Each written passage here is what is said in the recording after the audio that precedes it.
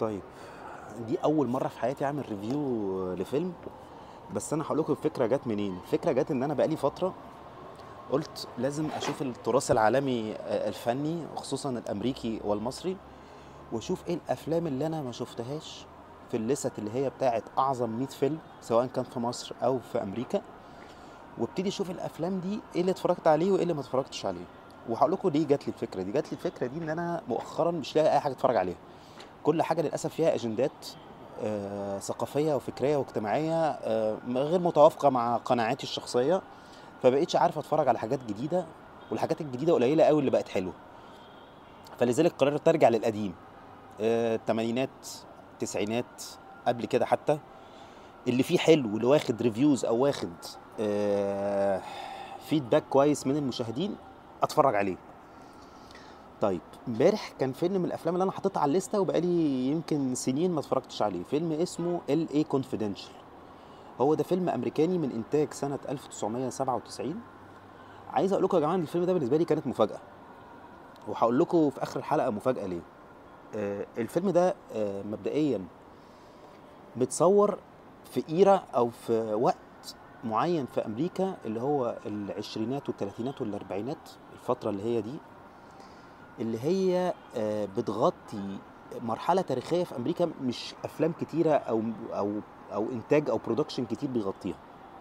وكمان بيغطي الحتة بتاعت ظهور أو صعود ولاية كاليفورنيا في أمريكا، وإزاي الصعود ده كان جاي معاه صعود في الجريمة المنظمة اللي هي انتقلت من نيويورك، اللي احنا عارفينها بتاعت المافيا، سواء كانت المافيا الأيرلندي أو المافيا اليهودي أو المافيا الإيطالي، اللي هم كانوا مسيطرين على نيويورك والمدن الساحل الشرقي. لما حصل الانتقال ده لكاليفورنيا، اللي هي تعتبر المكان الجديد او الحلم الجديد الامريكي، انتقل معاها برضو الجريمة المنظمة. وهنا الفيلم ده بيصور لك جريمة حصلت في لوس أنجلوس، وكيفية تعامل الشرطة وجهاز الشرطة اللي هو يعتبر جهاز شرطة جديد في التعامل مع هذا، والروابط ما بين جهاز الشرطة اللي فيه عناصر فاسدة وما بين الجريمة المنظمة ساعتها. آه، أول حاجة، أنا أدي للفيلم ده 10 من 10. الفيلم ده ممكن يكون من أحلى 5 أفلام أنا شفتها في حياتي. فيلم أمريكاني يعني يتحط في نفس المستوى مع شاوشانك ريديمشن ومع جاد فاذر بالنسبة لي. الفيلم ده فيه مش كوكبة، فيه كاست لن يتكرر. في راسل كرو البطل الشهير بتاع جلاديتر، في كيفن سبيسي البطل الشهير بتاع هاوس اوف كاردز، في جاي بيرس البطل الشهير لفيلم ميمنتو واللي عمل افلام كتيره تانية، في كيم باسنجر اللي هي كانت في وقت من الاوقات في التسعينات كانت من احلى واشهر الممثلات، وغيرهم كتير. ده انا بقول لك كده بس على الصف الاول اللي هو ما بيتجمعش في فيلم واحد، يعني حاجه خياليه يعني. آه، فاحنا كده اتكلمنا عن برودكشن غير عادي، بيصور لك المرحله دي فعلا كانه بيصورها. حتى انا استغربت هم ازاي عرفوا يصوروا الفيلم ده في التسعينات بالجو والثيمه او التيمه اللي هي بتاعت الثلاثينات في كاليفورنيا دي، معرفش عملوها ازاي.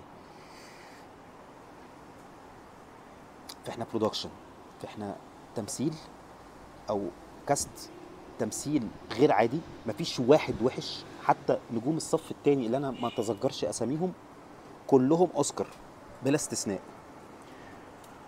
الفيلم مكتوب حلو قوي كناراتيف او كحوار وكقصه. القصه ممكن يكون من اكتر الافلام اللي هتلاقي فيها بلوت تويستس او بلوفات زي ما بيقولوا، كذا تويست، كذا مفاجاه، في 5 6 مفاجآت. فأي حد بيدور على سهرة ويكون بقى عايز كده يروق دماغه ويركز، اتفرج على الفيلم ده. الفيلم ده 2.5 ساعة، مش هتندم تماما ان انت اتفرجت عليه. وانا بقول وبنصح اي حد من اصدقائي او من المشاهدين، خشوا اتفرجوا عليه. كمان الفيلم ده بيمتاز اللي هو ما فيهوش مشاهد اباحيه كتير، او لا تكاد لا تذكر، ودي حاجه بقت عمله نادره النهارده. زي ما بقول لكم القصه حلوه جدا، التمثيل رائع، في شويه عنف لو معاكم اطفال، في شويه عنف طبعا. جريمه وبوليس وكده، فطبعا في عنف. بس استعد للمفاجآت واستعد الرحله لمده ساعتين ونص، مش هتندم عليها تماما. الفيلم ده زي ما بقول لكم من احلى الافلام اللي شفتها في حياتي، موجود على ليست كتيره من احلى 20 30 فيلم في التاريخ. فمش هتخسروا حاجه لو اتفرجتوا عليه. احسن مليون مره من الافلام المقرفه اللي الواحد بيتفرج عليها النهارده على نتفليكس وغيرها. افلام كلها بتحض على افكار غريبه جدا علينا ومش حلوه، وما فيهاش ابطال وما فيهاش برودكشن وما فيهاش اي حاجه. فدي نصيحتي، ارجعوا للليسته دي، لستة اعظم 100 فيلم في تاريخ امريكا بتاعت روتن توميتوز، او اعظم 100 فيلم امريكي برضو على اي ام دي بي، ولستة اعظم 100 فيلم هتلاقوها على ويكيبيديا بتاعت مصر. فيها برضو افلام لو ما شفتوهاش انا رايي ابتدوا تتفرجوا عليها. لو عندك وقت فاضي كل 3 ايام كل ويك اند اتفرج على فيلم، افصل بيه عن الحياه وعن الدنيا وعن كل الستريس والمدعكه اللي احنا عايشين فيها.